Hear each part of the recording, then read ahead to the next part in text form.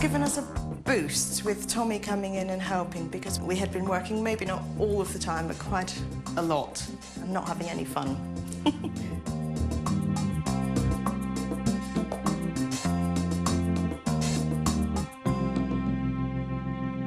And so it was quite nice to have somebody like Tommy come in and really get on. And in a short week, we could really see such a difference. And it sort of encouraged us now to carry on again. Get on and try and get it finished. Must be Simon. Hello, Tommy. Right, now you apparently have been lucky enough, well, or unlucky enough, depends which way you look at it, to get me for a couple of days. And you've got a bit of a challenge for me. Certainly have. Come in on in. Here? Yep. Simon and Sharon Wellington have been building a two-storey extension to their house in Devon, and I've come to give them a hand finishing it off. This is a bit of a challenge. And what do you want me to do? Well, we better have a ceiling. Mm-hmm. And the walls need finishing. Yes, that's apparent. And something on the floor. Yes, it's no good like this. And then we've got this other little problem. What's that? Have a look under there. Oh, here. Wow, look at that. What do you want me to do there? Well, we've got to build up the stonework, getting rid of this bit here where it's leaning in. Yeah. Build the stonework up to somewhere around the floor level. Probably a glass top, but we're not really sure. Don't really know. It's a bit of a challenge. I'll have to think about how to make that work. But it'll be the first time I've ever done a major water feature inside a house, actually. So, again, this is a nice challenge for me. And I think that's a novel idea, actually. Will you use the water from the well? We've tried it. It's rather nice with a little splash of whiskey. Now you're talking my sort of stuff. Come on, let's get started. Well, the house was getting a bit small for us with two growing boys, and we thought we needed a bit more room. So we don't really want to move house, because the house has been in Simon's family for 3 generations. So it's sort of the ancestral home, really. So we thought, right, we'll make it bigger to suit our needs. It's just getting started. It was awful. We didn't realise what a big project we'd taken on. Once we got started, you have to continue. We're going to put the ceiling up first, but you've left a load of noggins out, so we'll have to noggin it all out to pick up both sides of the board, and that will strengthen the ceiling. OK. OK? But we're going to put this temporary floor down. We finish that off, and then we can make a start. Excellent.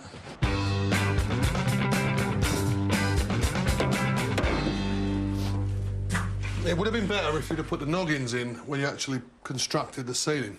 Because what's happened, they've dried out, these timbers, they've curled a little bit. And the noggins in place would have prevented that. I mean, you have to have the noggins in the right lines to take the edges of the plasterboard. Sure.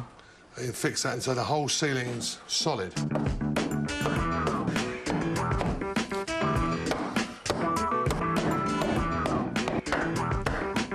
So, Simon, what made you take this on without any building experience? Cost?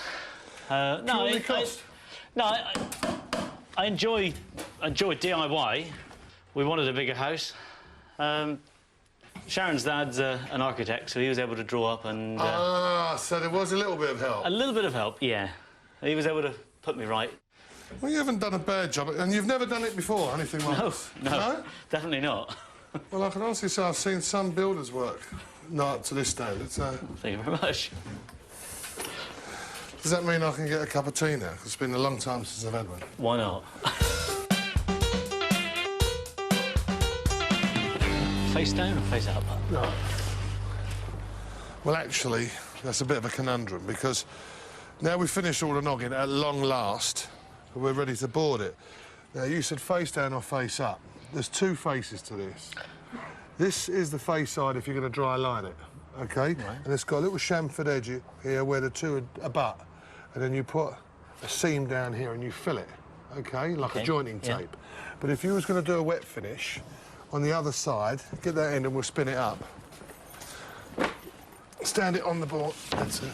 See, this grey finish is for taking a wet plaster finish. Right. But we can't do that in there. Why? Because we're going to put a hardwood floor down. And if you create too much moisture, we wouldn't be able to put the floor down for 6 weeks. Otherwise, it'll cup. Yeah. So that's why we're going to dry line it. Happy with that? Yeah, certainly am.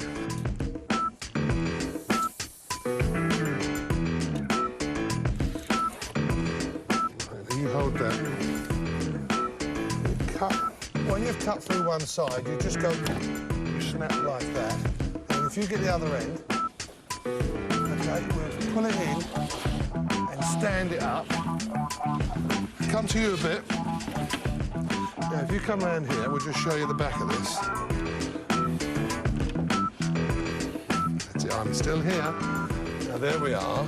Once you've bent it, that crease, you just put the knife down the back of that, like that.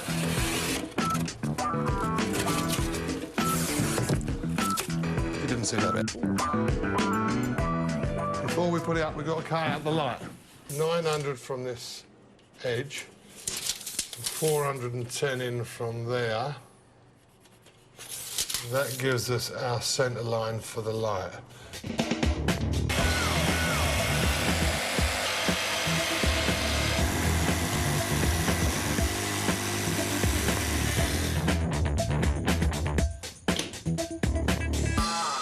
Right, we've got all the noggins cut and fixed, and we've cut the first sheet of plasterboard. Now, very importantly, this building is not any different to most other buildings. It's slightly out of square. But when you're actually fixing the plasterboard to the ceiling, it's very important that you get the first board square, and then everything else will follow suit. Now, to do that, you don't work from a wall. You actually take a centre line like we've got on the ceiling, and we made a square up out of a piece of plywood. All you do is you've got two machine sides, and you cut hypotenuse on a 45, and then that gives you your square. And you offer this up to that centre line. If I go that way round, you can see. So we've got a centre line there. Then you just mark this off. And that's where the board's fixed, from that line and that line. Then if this wall is out and that wall is out, which it is in this case, you cut them two sides off the board and this will fit snug as a rug. I meant snug as a bug in a rug.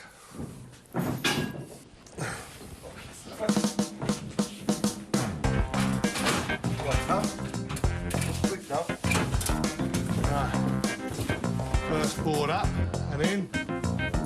Right, it's got a few screws in.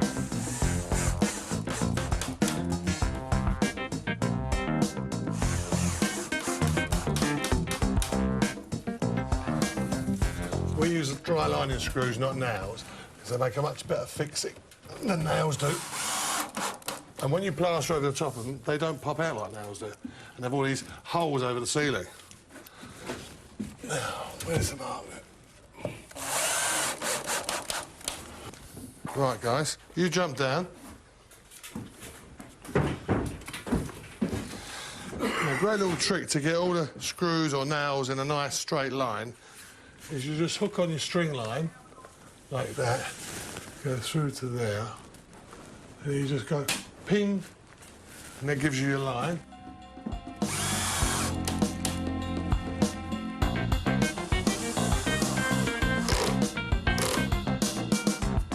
That noise you hear, it's not me grunting, it's the clutch on here.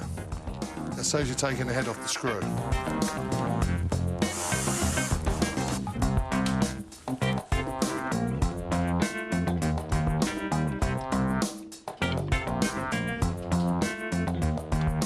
This calls for a bit of trickery. These are the fixings for a fancy ornamental light that someone wants to fix to the ceiling. But somehow, we've got to actually get these positions where the joists are on the plasterboard underneath, so we'll know where to fix this. But because it's like a squiggly snake shape, I've come up with a very clever idea. We've taken these pins and we've cut the head off. Okay, we've taken down the original fixings. And if we put that into that position where that screw fixing came out of, tap it into place like that. There you are, so that when we put the plasterboard up into position, we're going to get one crack at it. We push it into position, and if everything goes according to plan, these pins will come through the plasterboard, thus revealing where the original fixing points are for the light. Have you got that? Well, I hope I have.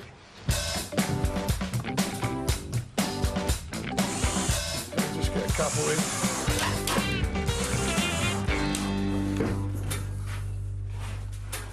You know that little dastardly little plan I had earlier? See?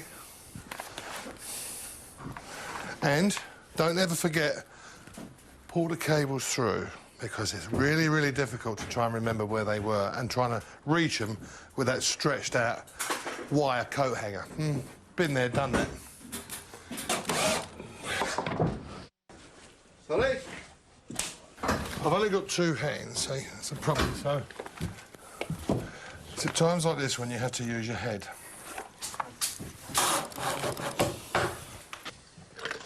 But I think we may have a little problem here.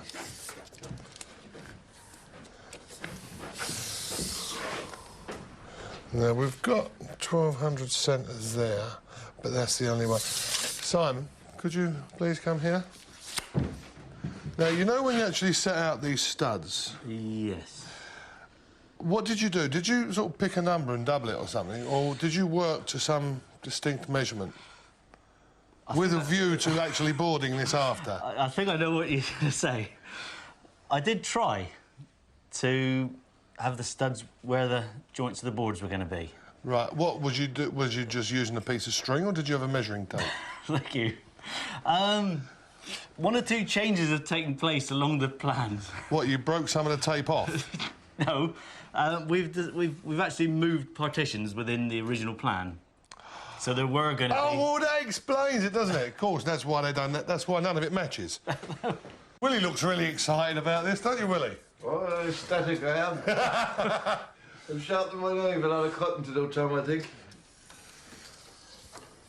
The good thing about being in charge is you can actually tell your lieutenants to get on with one particular job while you get on with something else. Now, that was Simon's problem. He created it. So I've left Simon and the poor unfortunate Willie to sort that out while I get on with putting the door linings up around here.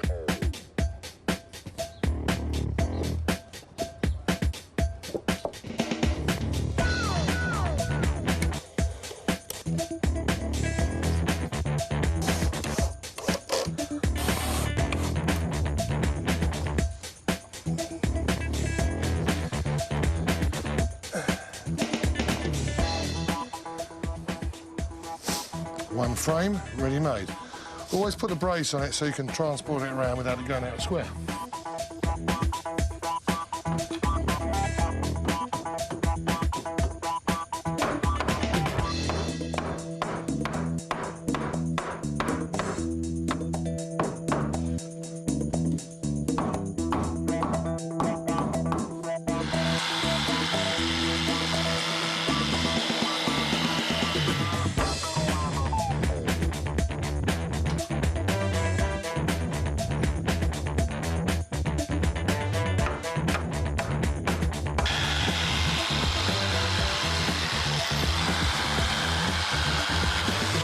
Slip under.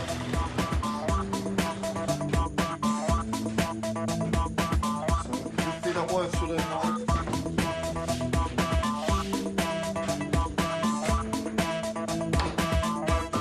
There you go, perfectly level. When you fit in a frame, make sure it's level and square. Spot.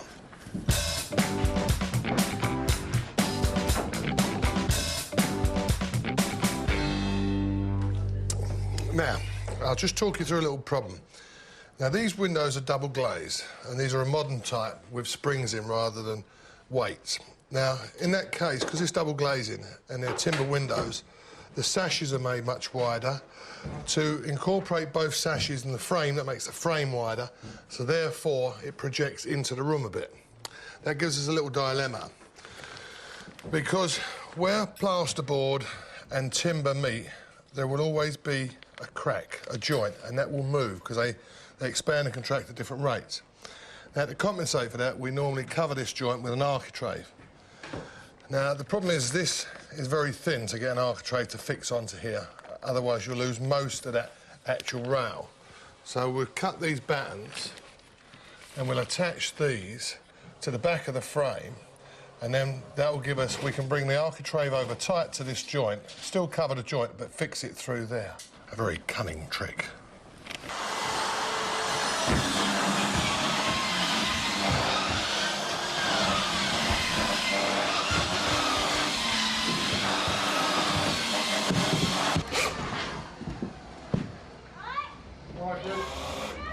We've had a little problem, and I have to admit, one amongst many. The timber structure, these vertical studs, are not quite all in line. So, to bring them out to match up with the window, and for the varying different levels, let's just call them slight undulations. We're at the compensating by packing off all the uprights and the cross sections with packing pieces, you know, of various thicknesses, so that we can get this to run straight.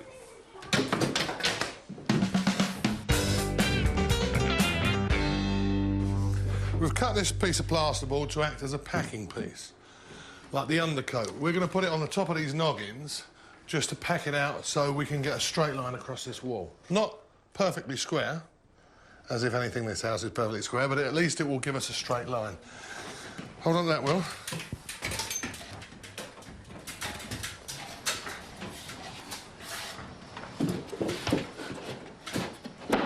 That's the packing piece. Now this is the cover piece. A lot of people have trouble boxing in round RSJs and round wooden beams. Now, this is a little trick that someone taught me many years ago, and it's quite a clever little trick. All will become apparent. First of all, you have to screw fix this into place completely.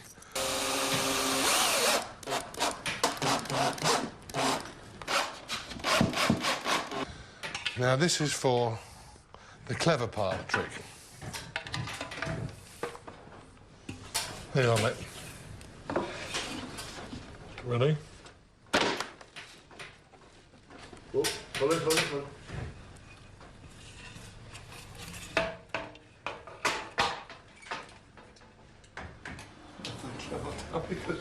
Wasn't that clever, was it? Deducted the thickness of the plaster ball point of 15 minutes. We took the dimension from the front line and not the back line. It's been one of those days. What we'll do, we'll cut that right through. Forget about that trick.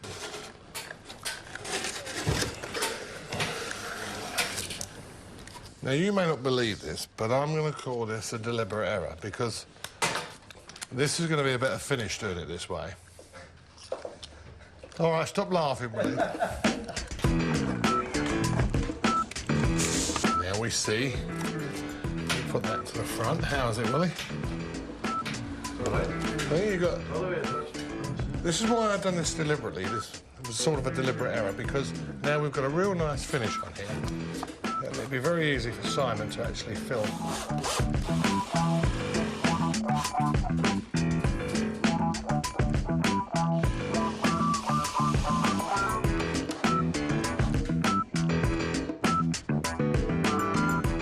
Dry lining self-adhesive tape. You're going to need this to cover the joints. Now, all you do is very easy to apply. You start at the top, like that, get it started, and I tend to use the trowel to do it, and it spreads it nicely. Just run it down like this.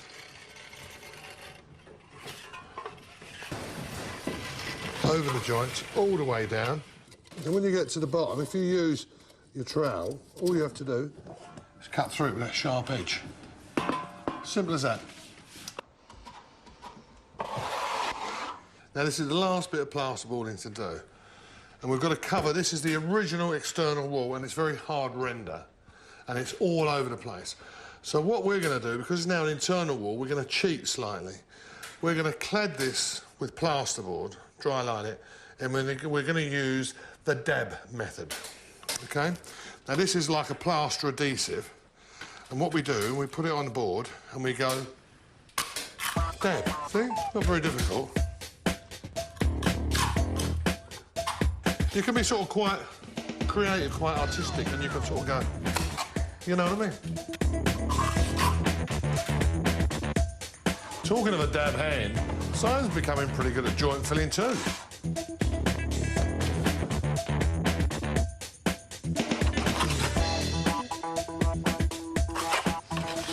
Just think, if only all plastering was just this easy. That's it. Yeah.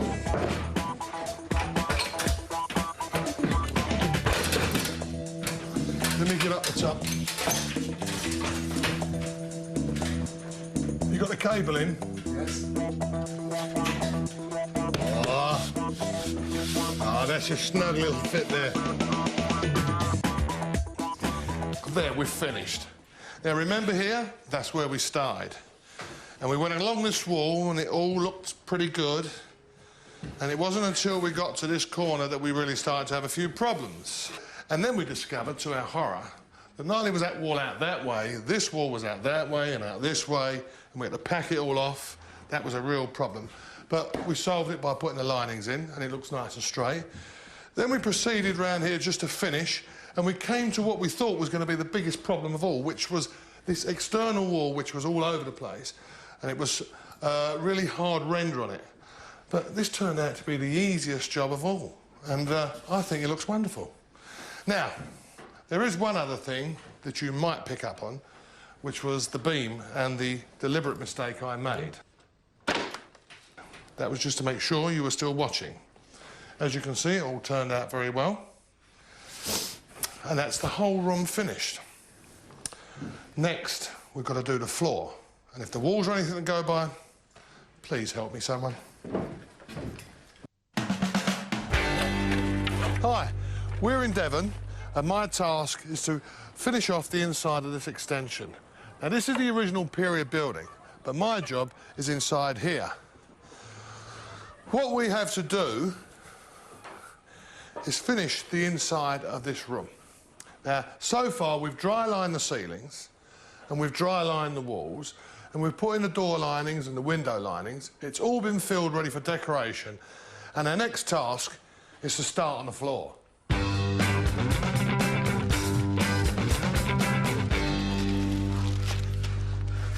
Just look at that. Look at the grain, the knots. Wonderful stuff. This is white oak, which is a hardwood, and that's what we're going to use for the flooring. Now, when this is down, believe me, it will look absolutely fantastic. But we have another interesting feature here. We have this old stone well. Now, the homeowners want me to try and incorporate this as a feature within the floor. That'll be an interesting story. But before you can do that, and before you lay any floor, the most important thing you have to do is take the substructure, like the joist in this case, and you have to make sure this is all perfectly level.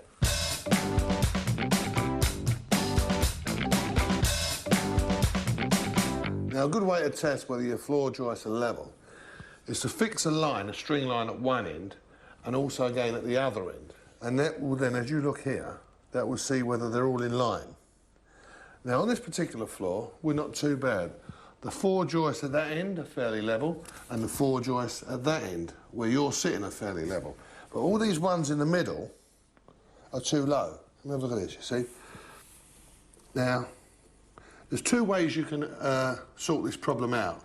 You can either cut what we call a feathering piece, a packing piece, right the way along the joist, and that'll bring it up to the string line level.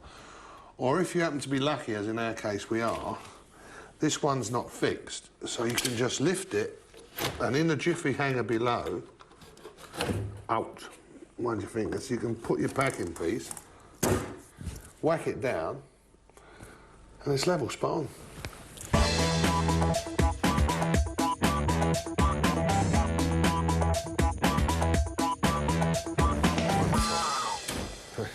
Cheers. Right, now, this, put it down, Will.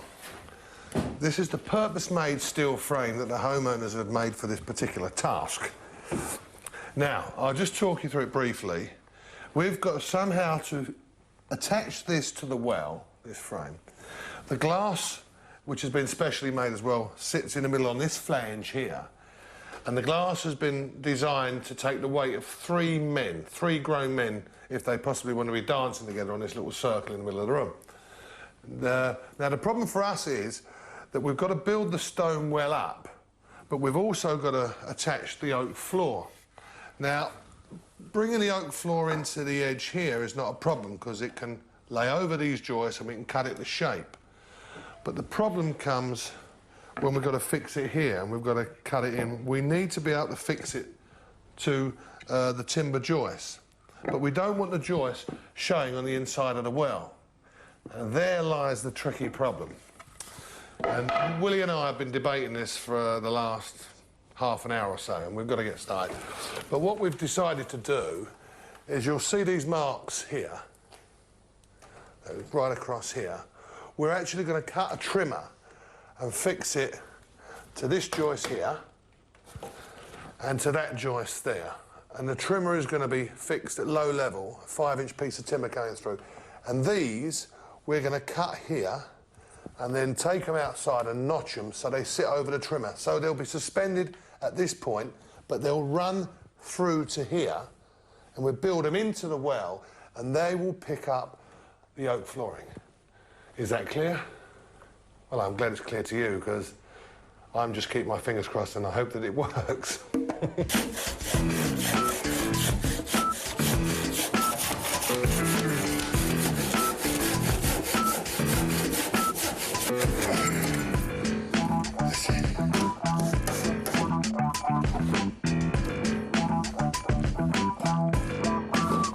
That's the 2 trimmers fitted. Now to sort out the joist. While Willie's mortising the joists that go around the well, my task is to level this undulating framework that's going to go underneath the floor. Now, as I showed you earlier, you can raise them by putting a packing piece underneath. But this is a perfect example of a situation where you can't raise it because it's fixed. So you have to use this packing piece on top, the feathering edge, if you like. And we just cut off a piece of 4x2, and you lay it on top of here to the right height, and you just slide it in underneath the line, and that gives you a perfect example of a packing piece. All you do now is just pin it with hammer and nails, or if you're lucky to have a nail gun,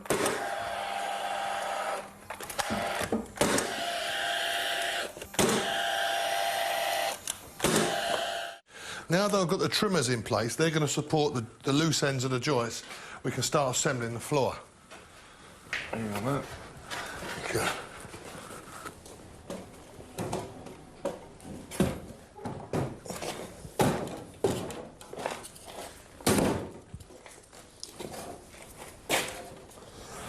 Next one.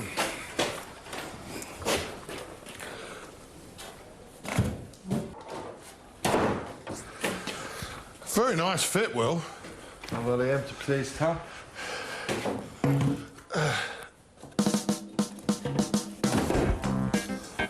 There you go. Simple.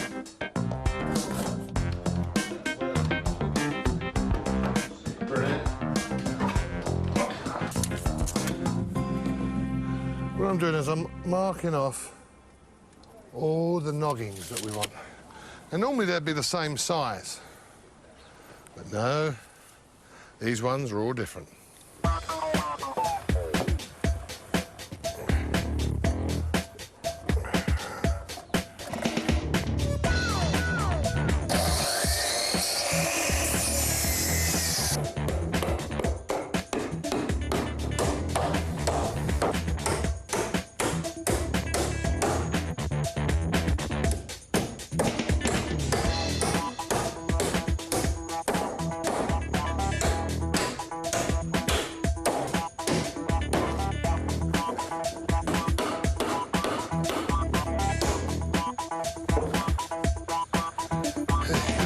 The last noggin. All perfect, lovely and strong. Noggins are very important when you're making a floor structure because it stops it twisting and it stiffens the whole floor up. And no deflection, see? Even with my 10 stone 6. Did I say that? I think I need to sit down after that. Oh, there's one other tip I'd like to give you, actually.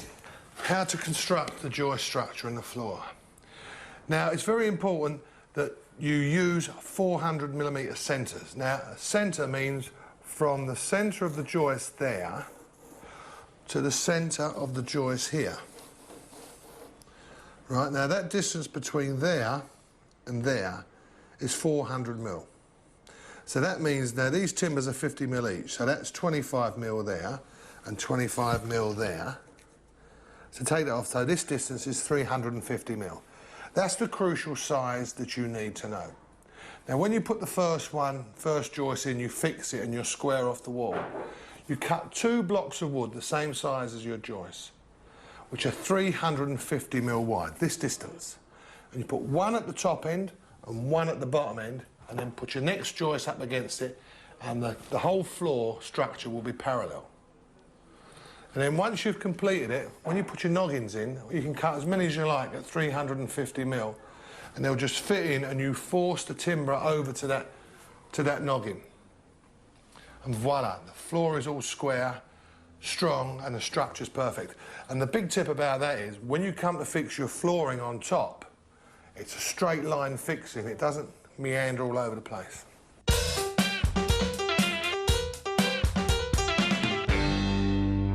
Now this well is between 18 and 20 foot deep. Now I have to take a section of it down and rebuild it and build it up to the floor. Now I know I'm tall, but even that's a bit too far of a stretch for me. So unless I'm going to use sky hooks, I'm going to have some sort of platform, some way of doing the work here. And I'm going to leave that to Willie to sort out. See what sort of invention he can come up with.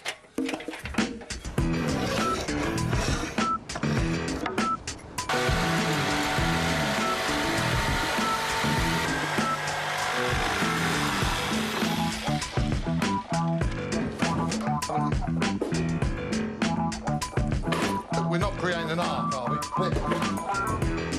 Right, Tom, so really how very apt. How do we get the string out? Well, we've got to leave it there. Well, but it'll be a long while before we get mine. That's it, that'll do the job nicely. Let's see, I'll test it. See some confidence.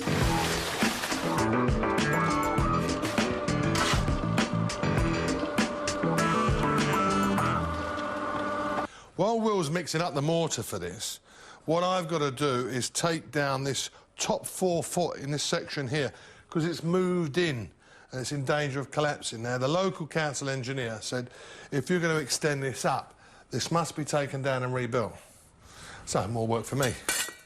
If you're doing major alterations to your house, like we are here, for instance, replacing the floor and all the wall linings, take the opportunity to install insulation, because it makes sense in the long run. It's going to save you a lot of money. Now, there are lots of different types of insulation on the market. A very common one is this type of foam polystyrene type insulation, which has got a silver cladding on either side and it keeps it into a block. Why I like this stuff, it's very easy to cut with a saw. It doesn't even have to be sharp, it can be a blunt one. And you can cut it perfectly to size and just slot it into the cavity that you want it to go into. Well, actually, I'm not doing that. That's Simon's job.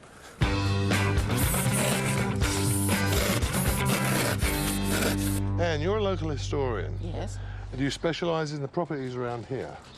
Oh, it's round here I do, yes. Kingsbridge and Salcombe, the area, and the villages as well. You must have found lots of interesting stuff over the years. It's so full of history. It's just incredible. I mean, in this town, every house practically needs researching for a long time, you know, to get to the details, because there's some very, very ancient ones. Have you any idea how far this house dates back? It's very, very hard to see because of all the things that have been put on top of the old things, the old material. But I would put it at 18th century, early 18th century. I don't think a lot earlier than that. If, from the point of investigation, the way Simon's gone about his DIY and he's opened the whole house up, we should be able to find some interesting indications of exactly what period this house is. Yes. I mean, he did show me, of course, this is what I'd like to refer to. This is Simon and Sharon's pièce de résistance. This is a piece of the ceiling, obviously taken from the original house.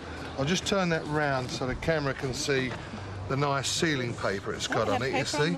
Oh, yeah, they have paper on the ceiling, yeah.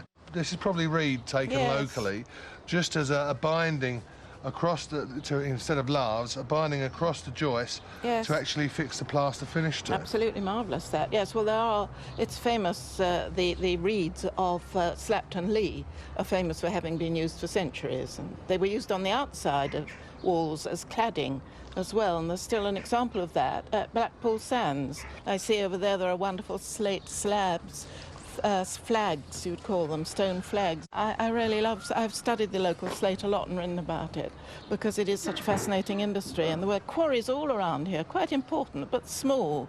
The only place now that's really working still is Delabole in Cornwall, and their prices are sky high, so people import slate from Spain. You wouldn't think it would warrant the carriage, would you? Ridiculous, really, yes. But I've been down the well hole, as you can imagine, actually constructing the well.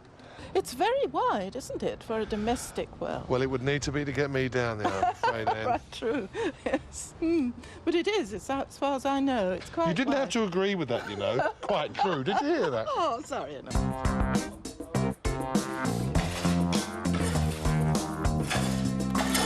Richard, keep digging, Tommy. Get fed up with those orders, you know.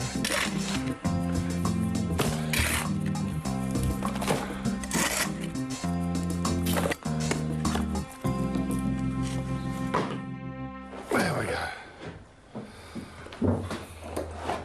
It's lucky we strengthened this floor, isn't it?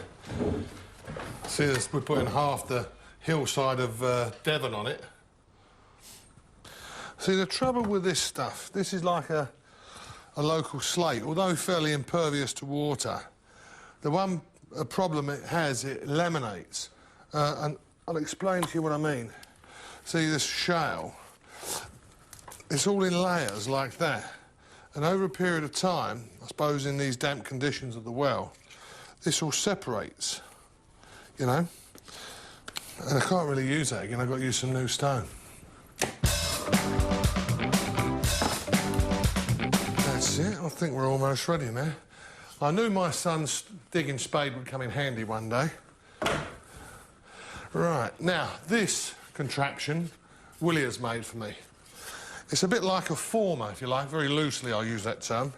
But the idea is it will give me an idea of how I am performing with the stone as it comes up, to keep it to the right shape approximately, and as I come up to there, that will guide me. Otherwise, you could have flat spots and it'll look rather rough. Now, where is Willie? Let's have some muck, please. All right, even I'm entitled to a cup of tea occasionally, you know.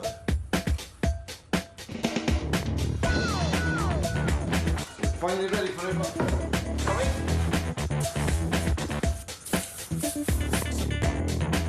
No, they want it rustic, they're going to get it rustic. Wait for that.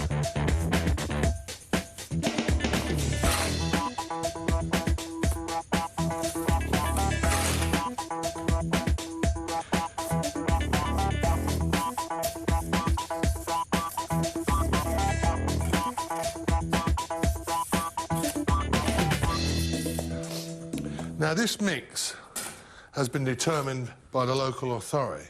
They've asked for local sand to be used, 10 parts that, 1 part cement and 1 part lime. And the sand is very coarse. Now, what we're going to do, I know this has been originally like a dry stone wall well, but to stabilise it, he specified that we need to put some mix in. And we just rake it out very deeply so it'll look like a dry stone well, but this top section will be rebuilt.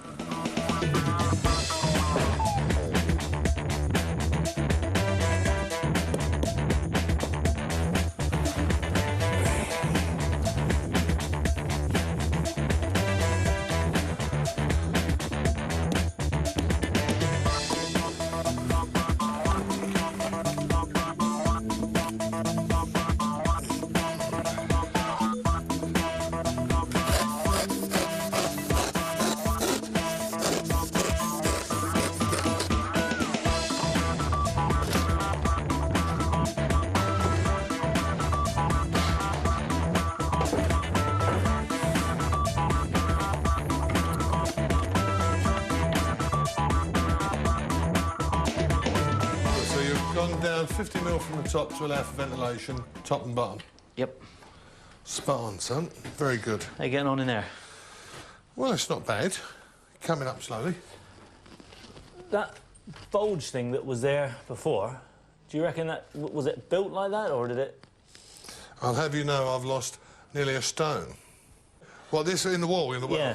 Well, what happened, I presume, that over a period of time, this soil here pushed over and it forced... because it's only built dry. There's no mortar in it originally. Just they've used some clay, wet clay, I suppose, and slurry in a bucket, just to pack it up, and just the stone.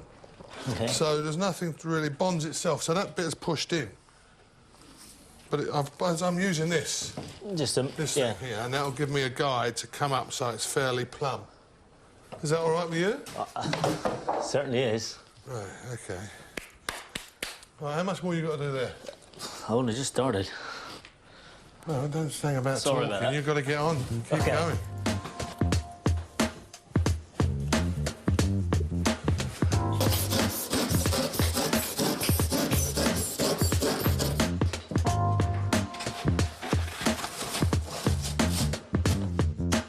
Simon and Sharon's two-storey extension was no mean feat. Most DIYers would find this too big a project to take on, but they do have an architect in the family, and they got the professionals in to do certain tasks, like the roofing. Remember, it's always essential to get qualified specialists in for gas and electrics. As for the rest of the work, I've been giving them the benefit of my experience, and I think Simon's still talking to me. 314, 345. 340, 345. Try and remember. I've been a bit embarrassed about all the unsquare and unlevel and uneven bits that Tommy's found, but I wasn't actually planning to have a professional builder to come in and finish for me. Although I'm very, very pleased. Each of the building jobs that we'd done before you come had been whatever's easiest at the time, sort of thing. Not necessarily thinking about the next stage, the next job that has to be done in the room. It's been very interesting seeing the way Tommy works, and he's very methodical about it all. And as Simon was saying, when he starts doing something, he knows what the end result will be, or what he wants it to be. We just muddle through and think, let's get that bit over and done with. Whereas Tommy has a plan that he works to. I think if we could get it completed, it would be lovely just to be able to sit in the garden and relax. Right, well, that's that done. I've taken down this big bulge that was over here in the corner. We've rebuilt that. We've rebuilt the top ring, all with mortar. Now, we're going to leave it go off overnight so it'll stabilise, and tomorrow we'll build it right up to the floor level.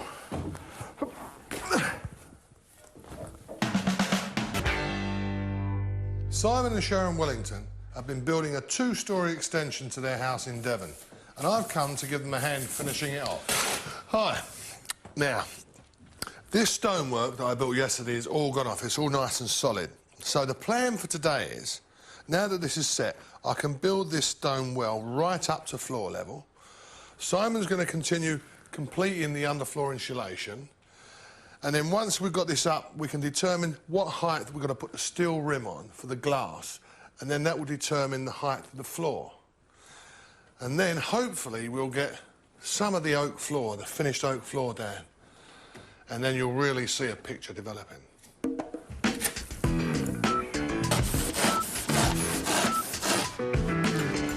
Oh, that's the first one. No, that's two. You've got some small bits, Will.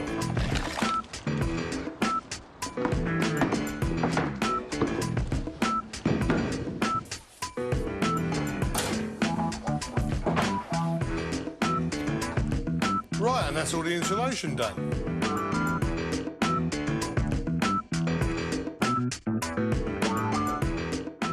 Now, that's most of the old stone used up that came out of the original well. We've got a load of stone that they've managed to save from demolitions of old buildings out in the garden, outhouses.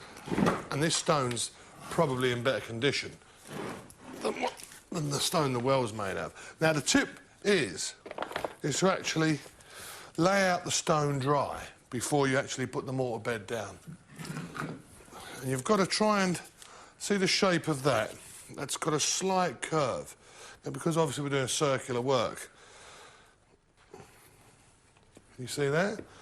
You can actually look down the line and you can see the shape of it. So you put it on dry without mortar, butt them up clever. Do the whole layer dry, and when you're happy with it, pick them up one at a time and then bed them down.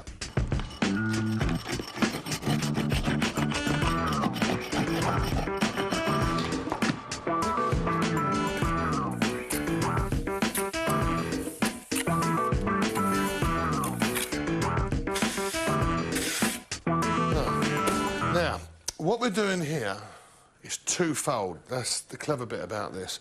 This membrane, which goes under the concrete subfloor, seals out the damp in the floor void.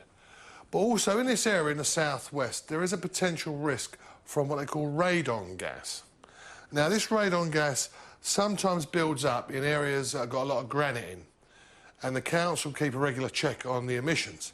So it acts, as I say, for dual purpose, seals the moisture out, so it keeps the void dry, and it also keeps out that possibly bad radon.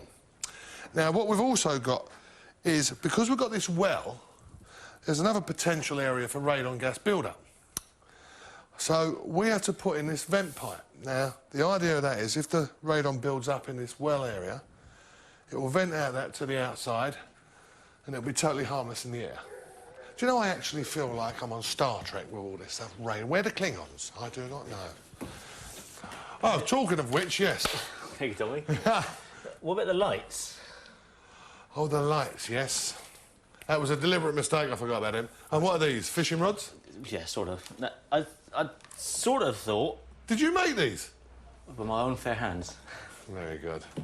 So we have a bit of plastic conduit, and we have a wooden block on the end. You may well ask what these are for, but can I interrupt? Do I think I know what they're for? These are going to go through the well wall, and these blocks are built into the brickwork, the blockwork. Yep. And you are going to then fix a light into that, and the cable comes through the conduit. Got it. See? I knew I was clever.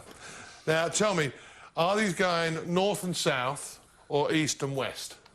Well, roughly north-south. Good. Now, could you possibly just slip off and get me a compass so I can put these in the correct positions? Because I can't see the sun in here because I'm down a well hole.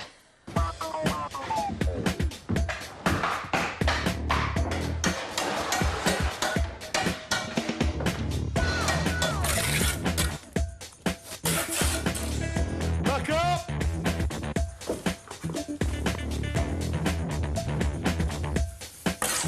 Now the bucket, please.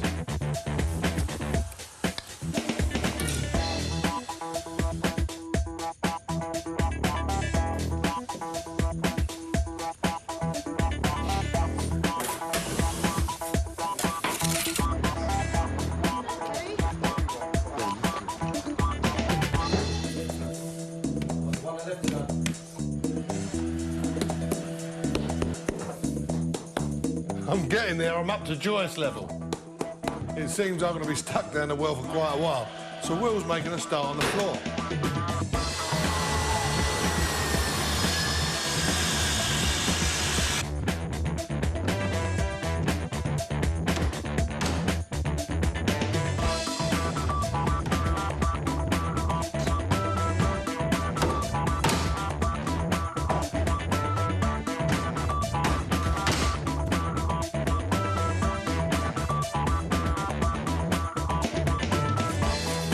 Some more muck, please, mate. Right, well, I've built the well to the correct height. I'm just raking out the excess mortar, and I'm going to brush it down just to give it a bit of a clean-up. All that's left to do now is we have to put a mortar bed around the top here, and we have to set the big metal frame that's going to take the glass. That will enable people to dance on here and not fall to the bottom of the well. Willie's applying a clear silicone mastic bead all around the steel frame and leaving it to cure. This will provide a cushion for the heavy glass top over the well.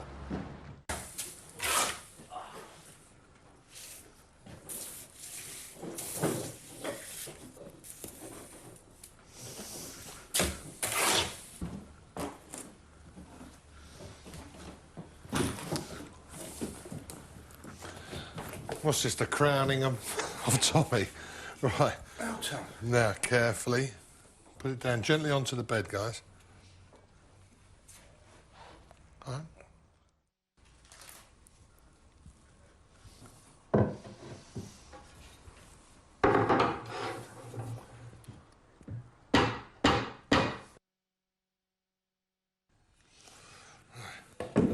We've made real progress. We've managed to repair the damaged wall of the well. We've managed to extend it to the full height of the floor. And we've set this ring on a mortar bed round the top, which on the inside is going to receive the glass, which is going to illuminate this wonderful piece of stonework. And on the outside lip, it's going to allow us to bring the finished floor right in tight to the edge. You know, this wonderful polished oak. It'll look absolutely marvellous. And what it will do, it'll allow us to actually bring it right in and have a snug fit, cut it really tight to the frame and leave just a little shadow gap all the way around. It'll be a real classy finish. Talking of snug fit, actually, I've been in here so long in this well that I'm beginning to feel quite at home. I'll say no more, and without further ado, I'm going to pop down for a drink. I reckon we'll have about 200 mil over. 300. 300 as I cut into the ring. Right, let me go in there and see. Hi. Continuing my affair with this wonderful white oak. Now, I've been released from the incarceration in the well overnight. The ring that we've set on top has gone off. So later on we're going to actually install the lights in here and we're going to put the glass on top so the whole thing should become illuminated. Be exciting, wouldn't it? Meanwhile, we've got to lay the rest of this oak floor, so I must crack on.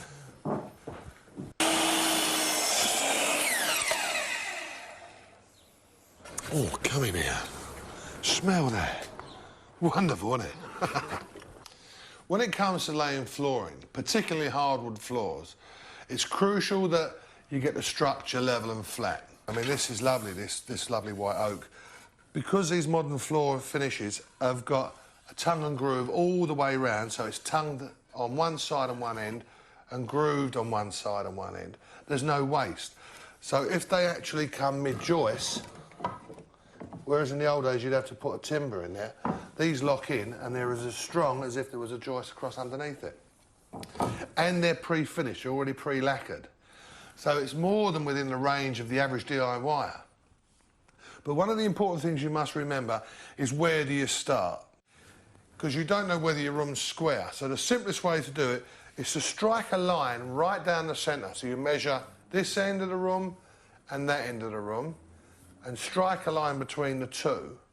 And then work out, you can either draw it out on a piece of wood, on a rod, or you can do it by measurement and mark the joist. Work out how many boards it is over to the wall. OK? Because you're going to have to work from one side across to the other. But when you've worked how many boards it is over to the wall, then you'll know where your first one goes. You fix that one down, and then they just lock into each other. Just tongue them in, and with the tools that are available, anyone can do it.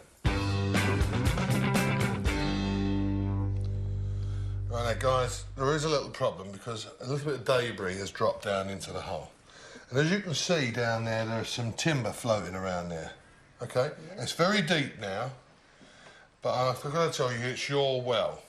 So you've got to go down and get it out, so you've got to put a ladder in.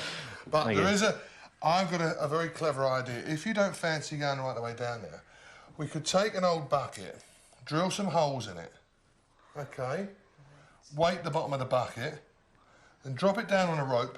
Then that way you can scoop out those bits of timber in there, the water will drain out, it won't be too heavy. Up it comes and the timber won't float on top and drop out again. And that way you can clear the timber out of there without even going down to the bottom. Clever. That's my good deed for the day. I'm off to the floor.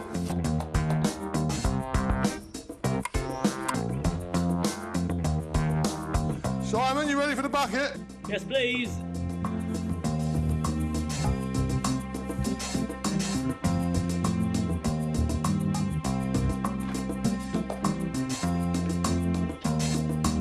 What we're going to do here is Willie's he's measured it and drawn this circular design, and this is going to be just a ring, a 2-inch ring that we're going to plant over the top of the metal ring, which is taking the glass.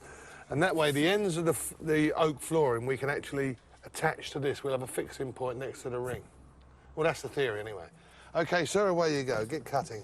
Oh, and by the way, look, I just want to show you something else. Stand back, look. The first time this year he's got his legs out. A fine pair of legs. Why should I cover them up? Hopefully it'll be the last time this year as well. Right.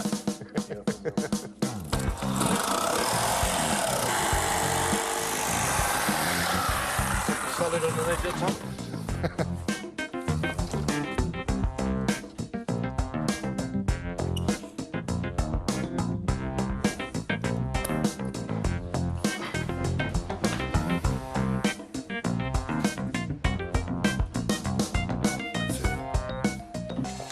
The idea of these architraves is actually cover up the gaps and the joints between the plasterboard and the timber, because they move at different rates, and if you don't conceal it, there'll be a crack appear. One other tip: before you actually fit the architraves, fill that smooth as a baby's bottom. Now, the tip is sandpaper it before you put it on the wall. It's a lot easier than trying to get your sandpaper in all the moves. You can't turn it around. And there you go. Good sandpapering, good prep. Much better paint finish. It looks much more professional.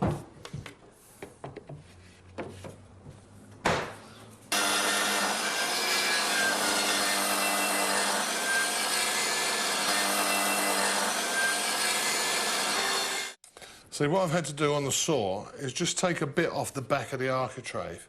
Now, if you have a look here, this is why. There's the lining, which I've got affixed to, and this dry lining, the plasterboard, is a bit proud. So normally if you just cover that with the architrave, it would just roll like that. But by cutting the back of that out, it would just fit nicely over there, like a glove.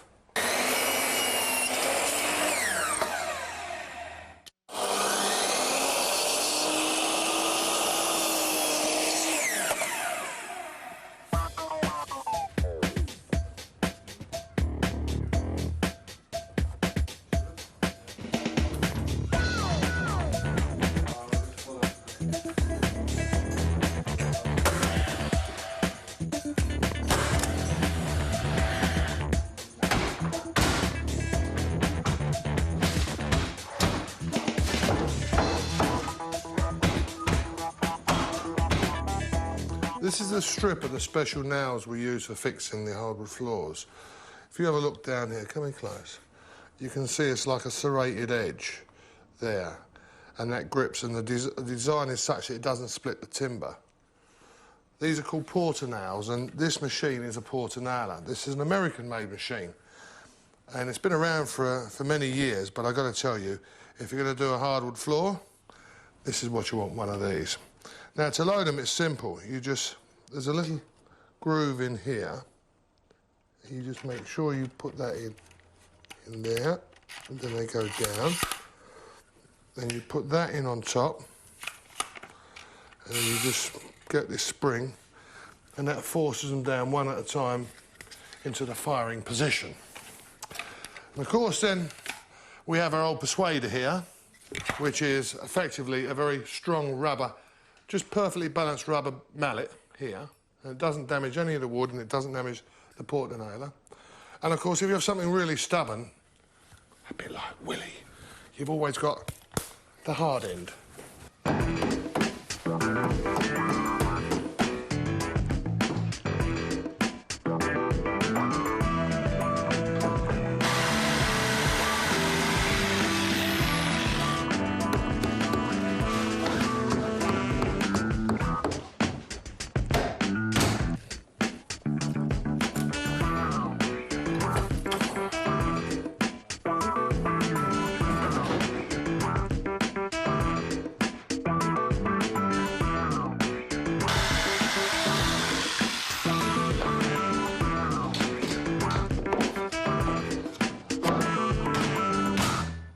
You used to sometimes get a problem with the hardwood floor, what we call cupping or curling, when the boards used to bend like that.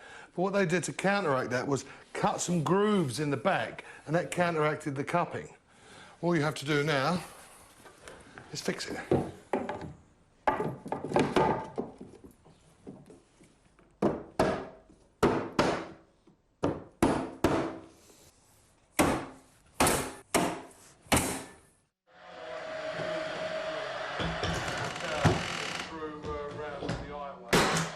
People often wonder how they work out what materials they want for a floor like this. Well, you just have to multiply the length by the width, and that will give you the square meterage for the area. And then you have to work out exactly how much extra you've got to order, because this is not particularly cheap. So rather than waste money, and depending on how good you are, because you must allow for cutting strips down the edge, on average, I allow 2 square metres per room extra. Now, you might think you can get away with 1 metre, but just remember, if you run short of material, it's very difficult to match the colour again. So don't be too miserly.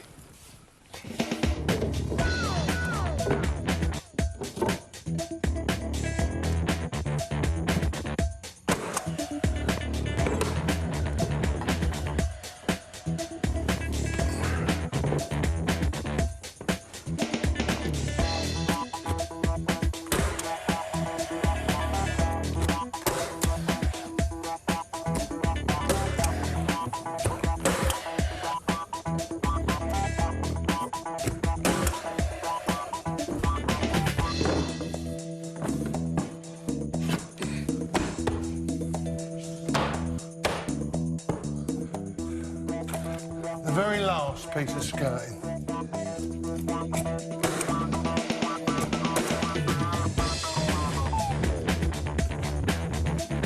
Oh, there, my finger's out.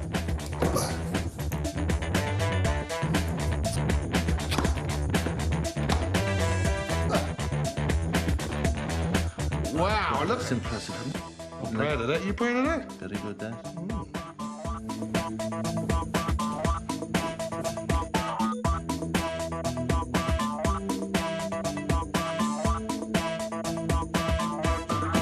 At last, we're finished. Do you remember what it was like, right back at the beginning? Just a bare carcass. Now, what we had to do first of all was had to dry line the ceiling after we'd actually straightened up the timbers. Then we had to proceed to straightening up the walls and then dry line the walls. And then the next task was to straighten out the substructure on the floor. And then, of course, it was incarceration time for me. I was down there, down the well. I had to rebuild the damaged walls, bring it all the way up to floor level because the homeowners wanted to make a feature of this in the finished floor. Then we had to put that wonderful oak floor down.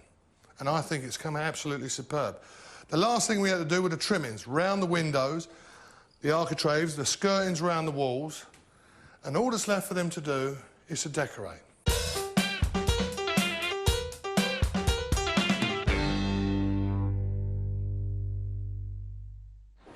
Look at that. Well, guys, what do you think? Sharon? It's wonderful. Yep, I'm very impressed. Simon? Fantastic, absolutely fantastic. You like the whole job? Yes, you've done a wonderful job. But we have. We've done a wonderful job. Yes, mustn't forget Will. Now, I want to be the first one invited down here to dance Right. on this glass top. You're on. Is that OK? Yep, no problem. Well, it's been a tough job, but I think it's come out wonderfully well in the end. Bye for now.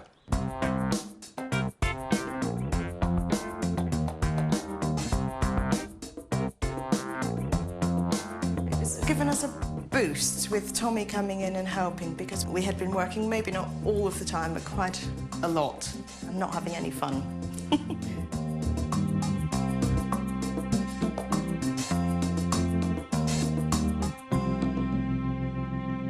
And so it was quite nice to have somebody like Tommy come in and really get on.